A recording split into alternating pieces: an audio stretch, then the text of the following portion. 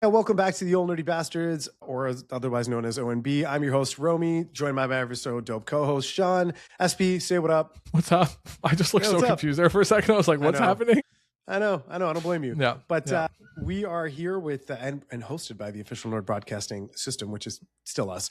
I don't know why that sounds so weird, but I wanted to talk today about a topic that I've been having discussions with people and feel, out and about. We went out this weekend for dinner and we spoke about it, and it was about nostalgia and how it's like the center. Not like we haven't spoken about this on the podcast before. I know, but like it's weird, like because when I'm out in public and like just general.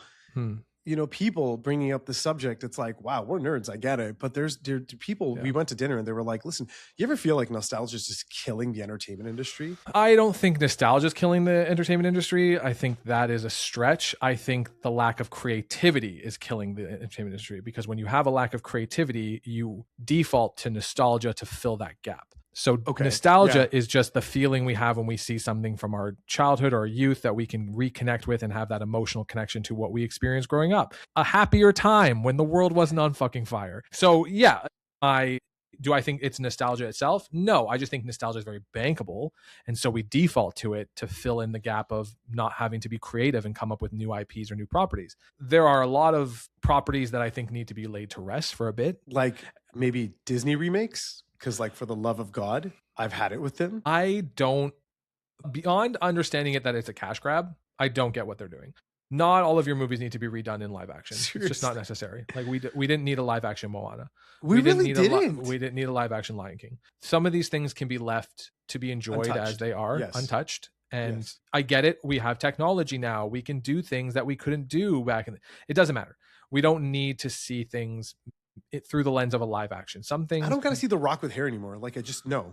It looked like an SNL skit when I watched the trailer. I was like, what the fuck? What is happening? I just think Disney needs to chill. I also think Star Wars needs to be put to bed for a bit. I think Star Wars is a very bankable IP, and there's so much lore to Star Wars that we could really start mining gems that aren't attached to episodes 1, 2, 3, 4, 5, 6, 7, 8, 9. Like, go beyond it. Sure. But like give it a rest. Leave the whole Skywalker saga alone. Put Darth Vader down. You don't need to keep mining that little. I get it. It's because people aren't going to go to Star Wars if it doesn't have Baby Yoda or like a Boba Fett-esque character or Darth Vader being. No, you go back in the past and someone lights up a lightsaber, people are going to buy it. People are going to be like, oh, it's a Star. If you can make a good quality Star Wars film that's not attached to it, it doesn't matter. People will still go see it because it has the franchise name. I don't think we need the nostalgia bit of like, well, we need Luke Skywalker back because that's why people like Star Wars. No, that's not why people like Star Wars. Movie. Yeah. Every movie, every moment has to be about Darth Vader. And I don't need to see it. And I love it. I'm a huge Star Wars nerd. Compared to the two of us, I'm the Star Wars geek. You are 100%. I am. I love 100%. Star Wars. I don't need it. I feel like Disney is that one company that's continuing to hold on to this versus making new IPs. Like, look at what they're doing with the MCU. They have to bring back actors that are done, right? To fulfill, like, to basically get asses in seats again in theaters. And that's just poor writing and storytelling. That's which is wild because people got their asses into theater when they were just starting.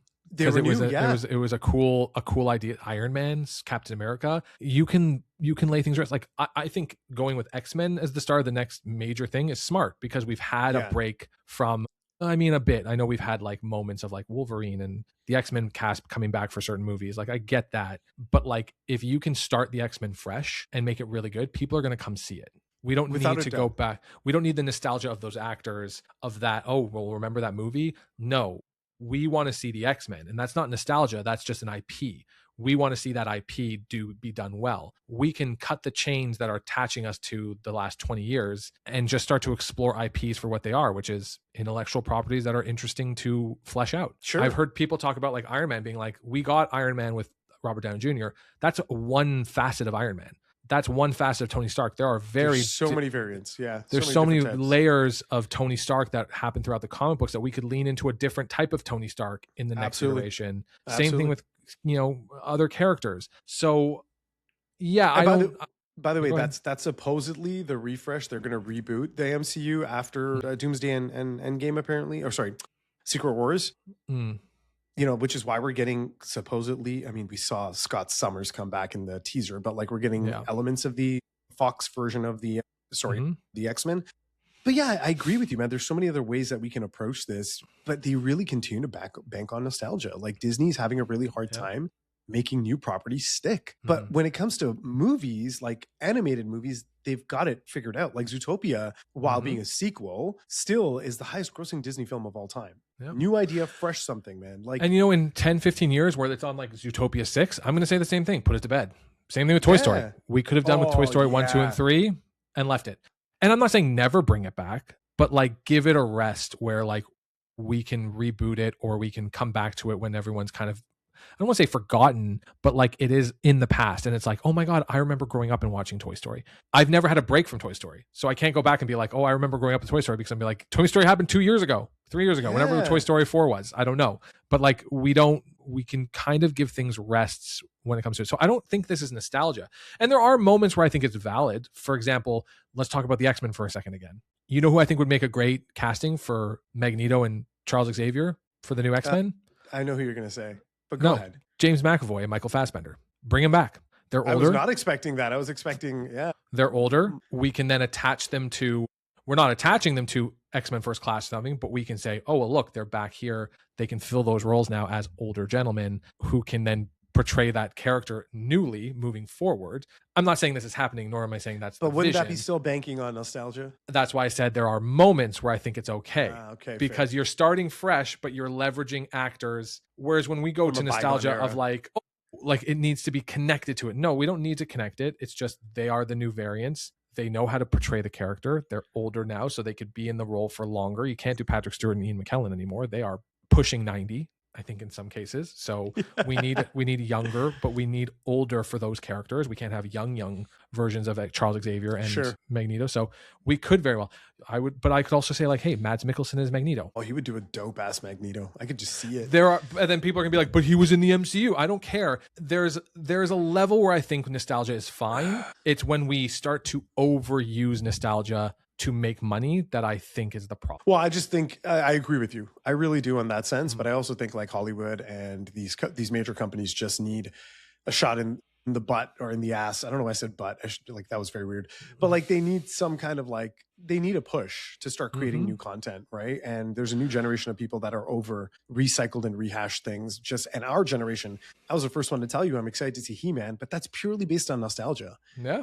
Right? They were talking about doing a G.I. Joe Transformers crossover. Yes. It might still be in the works. Okay. I'll go see it because it's G.I. Joe and Transformers. It's nostalgia for me. But like, we're really just hammering on the millennial nostalgia. Yeah. And the Gen X millennial, like younger Gen X, younger Gen X and older millennial. Yes. There are so many properties, but because now we have added so much of our nostalgia and it's now becoming Gen Z's nostalgia as well. Whereas like, this is a sidetrack. I was walking my dog the other day and there were 2 teen girls walking behind me and they were singing loudly. And I was like, oh my God, what the are you screaming at? And I started to pay attention to what they were singing. These girls were maybe 12, 13, and they were singing Teenage Dirtbag. I'm just a teenage dirtbag, baby. Yes. And I was like, hold on a second. But here's the thing. Allow me. Dude, I got in the elevator the other day. I was going down. Also 2 young girls, maybe 12 to 10, maybe a little bit like 13. I shit you not. The girl gets in and she goes, oh my God, did you see that Michael Jackson song? Did you see that video? And I was like, what? What do you guys? They were looking at reels of Michael Jackson. I was like, what is happening? Do they not? We have now made our nostalgia nostalgic for other generations, and I'm like, that's how uncreative we have become. It's so sad. And there are so many great IPs out there that could be mined if you want to do nostalgia. Like you can see it in horror movies. Look at Game of Thrones, for example. Game of Thrones has only been out for how many years, and it's being mined for all of its past history. We're getting another Harry Potter. We're getting, there's so many that we're just rehashing because we want money. It's a bankable IP. I get the business behind it, but that's why we look at companies like A24. Yeah. And it's like, oh, you're producing original fun content. Same with like Apple TV. They're producing original IPs. Oh, they're doing great.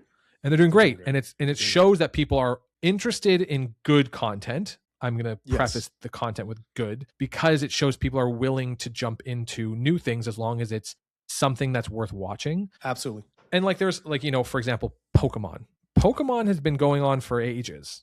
But guess what? We've never really mined Pokemon Detective Pikachu is the only movie. Yes, live action. Yeah, that's true. Pokemon is ripe for you to make a lot of movies off of. You could do a trilogy or a live action series where we follow live action Ash Ketchum, or not Ash, Red, because in the games he's red versus blue, going around catching Pokemon and like going through that, and people will eat that up. People would go for it so hard. But we haven't. Pokemon, that you're thinking like live action. The problem with Pokemon is that they keep rehashing games, re-releasing games. They keep like the IP itself is being drained, right? Like so much. And I get it. It's a cash cow. They're going to make as much money as they can while they can. And like really in the last 10 years, I've seen a bigger resurgence than I did prior to that. So Pokemon to me is also being utilized purely based on nostalgia, but my kid who's 9 is obsessed with it. I would not argue that, because yeah, sure, we got the remake of Red and Green. We've gotten previous remakes as well, because they're like, and it's, but they're not doing it in the sense of like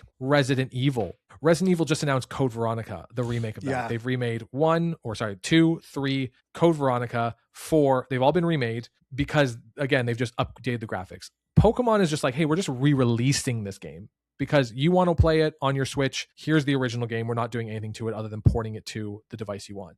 Pokemon still is producing new games with new Pokemon, ever evolving, ever growing. So they're not necessarily in that trap yet of like, we're just going to rehash our games, because they could have said, hey, we're just going to redo Red, but we're going to make it next gen. We're going to build Kanto from the ground up, and you're going to be able to explore it like you've never explored before. Would that sell? Yeah. People would buy the hell out of that. But they're at least smart enough to say, yeah, we're going to re-release, but we're also going to keep pushing ourselves forward. And you're talking to somebody who doesn't love the new Pokemon games. They were technically glitchy. They don't have the, it doesn't look like they're putting the polish in it that other game developers are putting polish into. Sure. Wind and Waves looks like they've actually taken a small leap forward, which I give them kudos for, being able to go underwater, explore that. Cool. But at least they're still challenging themselves to give us something new. Well, yeah, hey, we're going to release Red and Green because we're going to use that to get some cash, but then we're going to funnel that cash into something that's actually going to be worthwhile for our fans. Fair enough. I get that. Yeah. I feel like, DC's in the same boat. They keep reusing Batman as much as they can because he's the cash cow. They can't approach it in a different manner. I'm hopefully hoping one day I get to see absolute Batman on the big screen, but that's still, Yeah. And hey, listen, you do absolute Batman live action. You've stepped out of the realm of nostalgia because you are adapting a new version of the character and you're taking a swing. And I think that's something that we can be, excited about. I do think Batman needs to be paused in some ways. Don't get me wrong. I'm excited for Matt Reeves, the Batman 2. I'm excited for Batman, the Brave and the Bold in the DCU because we're finally getting an interconnected DC universe worthwhile, and I would love to see that version. But do I need, for example, if the DCU is going to be like, we're going to make Batman, the Brave and the Bold, but then we're going to make The Dark Knight, which is another movie of Batman in the DCU, and then we're going to make Batman and Robin, and we have 3 not different Batman, it's all the same Batman from the DCU, just different movies with him doing different things like they do in the comic books. There's like 30 different comics of Batman in the DC Comics family right now that are all running and have been concurrently running this entire time. Stop. We don't need it. We need to chill on Batman. There are so many other characters that you can go down with. So many, man. So many. And like, don't be wrong, is it important to get Batman in the DCU? Yes. Sure. We are creating an interconnected universe. Batman is the name you need to put out there. Agreed. But like, do I need sprinkle him in? Yeah. Drop him a little bit. Drop him. I've always said this: Clayface the movie. Put him in the shadows. Put him watching from afar. That he's like keeping an eye on things. You don't need to tell me who the actor is. You don't even need to show me the suit. But like, he's silhouette. He's paying attention. He's gonna come stop Clayface at some point in time. Give me that before you release Batman Brave and the Bold. Cool. Sign me up. I'm down for it. But like, don't start doing this like, oh, well, we're gonna create 3 because we know the Matt Reeves, the Batman is gonna get a 3rd. They're going to cap that trilogy off. It's going to be the Batman 1, the Batman 2, the Batman 3. Then we're going to be done with that, and they can move full force, full steam ahead with DCU's Batman. Yeah. I'm not saying they're going to wait for that before they release a Batman film in the DCU. But again, a character that we've just drained. That's why when they said, hey, we're creating the new DCU and we're starting with Superman, whether you liked Superman, you didn't like Superman, the character portrayal, the storyline, whatever it is, I was thrilled that they were starting with a character that needed to have more love than we're going to start with the Batman. Because we know it's going to bank and we're going to start the whole thing around him. No, we don't need to do that. We need to start with Superman, with Wonder Woman, with the Flash. Bring these other characters in who need Martian Manhunter. Like Martian Manhunter. Yeah. We're getting Green Lantern. And like, is it going to be good? I don't know. But the fact they brought in Jon Stewart. Great start. Yeah, no, I totally get it. I just want the separation from nostalgia. But hey, look, I'm speaking on this while I'm literally deep I'm inside still me, is hoping that we get a Mask of the Phantasm live action version of Batman. So sign me up. You know? I would love to see Batman Brave and the Bold or Batman in the DCU be more akin to Paul Dini's Batman universe, like the way he moves, the way all that. Would love to see that. Do I think we're going to get it? And I don't know, but I'm still also going to shovel all the nostalgia into my face because again, it's a way for me to escape the crappy reality we live in and to let me relive my childhood ever so briefly and go, That's fun. Yeah, I remember when I was happy and didn't have stress. Well, to everybody listening to this and watching us, let us know your thoughts in the comments below. We love to do this kind of content. Like, if you want, subscribe, and share, please. As Sean said. And if you want us to tackle any other specific subjects, hit us up in the comments, and we'd love to do that. So until next time, this is OMB signing off. Peace.